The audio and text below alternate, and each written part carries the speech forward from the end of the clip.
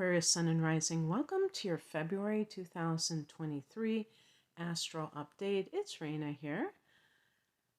I'm recording this on the 18th of January, and usually I do these recordings earlier than that. And it's one of those things where it's like when a month begins, I think, oh, it's too soon to do it. And then sometimes it gets to a point where it's like past when I usually do it. But I chose you first because as the month begins, the sun is in your sign. That's what I usually do. So this is going to be a month. When I was compiling the list of important transits, there weren't that many, and I realized, well, that's because a lot of these planets are direct, and it's not like they're changing signs in a crazy fashion. So that means that this is a green light period for you to possibly launch something, start something, but just to really emphasize that that's your choice. If you don't feel that that is something that you want to do, don't ever feel bad about not, quote unquote, taking advantage of a transit, because there might be reasons beyond, astrology that you don't want to do it. And you should only do things that you feel comfortable, not because somebody's telling you to do it. But the sun is in your sign, and you may feel good physically because there's that sense of the sun providing a certain radiance, a certain strength. And I've been doing the tarot for the last part of January where the sun goes into Aquarius, and I keep getting the strength card, which is kind of funny. Sometimes in the challenge position, which could indicate the opposite, can indicate a kind of weakness, but it's kind of interesting because the strength card is connected to your opposite sign of Leo. Speaking of which, on the 5th of February, there will be a full moon in Leo at 16 degrees of Leo. This is your opposite sign, your opposite house. The 7th house is about committed partnerships. So that idea of what does a full moon bring to that situation? Well, it can bring heightened emotions, which might be drama, but it can also bring a greater sense of understanding of the other person, and that can help a relationship. Secrets can come out at the full moon. Definitely, when I said the thing about drama, it is going to be in Leo, so over the top reactions maybe.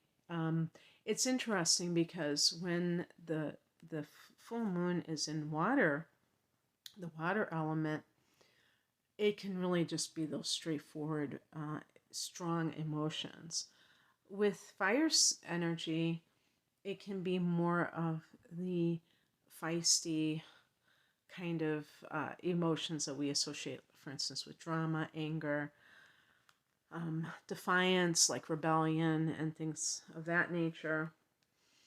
So yeah, what will that mean for some of you? That's only time will tell.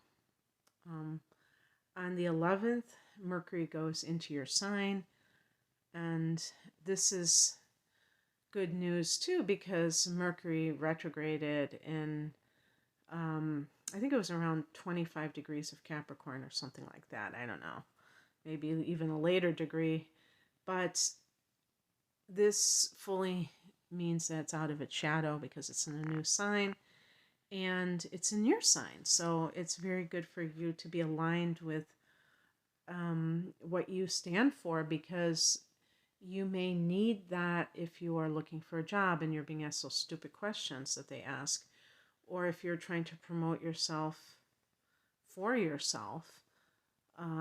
your own business, or if you are, dating and you have that awkward first date, probably knowing Aquarians, they met somebody online through technology, and then you have to like tell your life story. Sometimes when I'm in a cafe, I'm hearing two people talking, and it sounds like they are meeting for the first time on a blind date, or an online kind of a situation. I'm always eavesdropping. Uh, so anyway, that can be what's going on for you. On the 18th, the sun goes into Pisces, so that's your second house of earned income, and that ushers in hits to that sector of life, your finances. You've recently had Jupiter come through here. You currently have Neptune coming through here, so some of you may be kind of like not very aware of what's going on with your finances. Maybe you're sticking your head in the sand, or maybe you simply have been deceived. So definitely pay attention, because on the 20th, there's going to be a new moon at 1 degree of Pisces. This one will actually probably fall in your first house, unless you have, for instance, if you're Aquarius rising and your rising sign is like 21 degrees of Aquarius, that's not a good I should have said like 29 degrees of Aquarius or something like that. But no, I mean, having it actually, the point is that the 1 degree of Pisces is so close to Aquarius that it's very likely that Pisces is in your first house, at least that early degree. And so this new moon may fall in your first house. And I mean, if your rising sign is not 1 degree of Pisces, it's going to be in your 12th house, this new moon. I meant first house. Sorry, I'm being so confusing. But it's just because it's an early degree. And so I would say that for a lot of you, this is your new moon of 2023. You're, for the first house, the new cycle. So set those intentions. What can it hurt? I mean, whether you believe in it or not, it's a good idea to have a plan, and you can always, kind of like work with it. You don't have to be rigid about it. And on the same day, we're going to have Venus going into Aries. And Aries is your third house. And this is where Jupiter is. So Jupiter and Venus are both planets that are associated with like money in particular. They're both considered benefic planets. And so at the very least, they can speak to luck and ease in your life. So any of these activities that involve communication are likely going to go much easier for you. And because February is a green light period, here you have this new moon also happening. So that kind of doubles your pleasure, especially in this area of life. Now, this is the domain of Gemini, which is a fellow air sign to you. And this is really about communication of one sort of another. So whether it's through,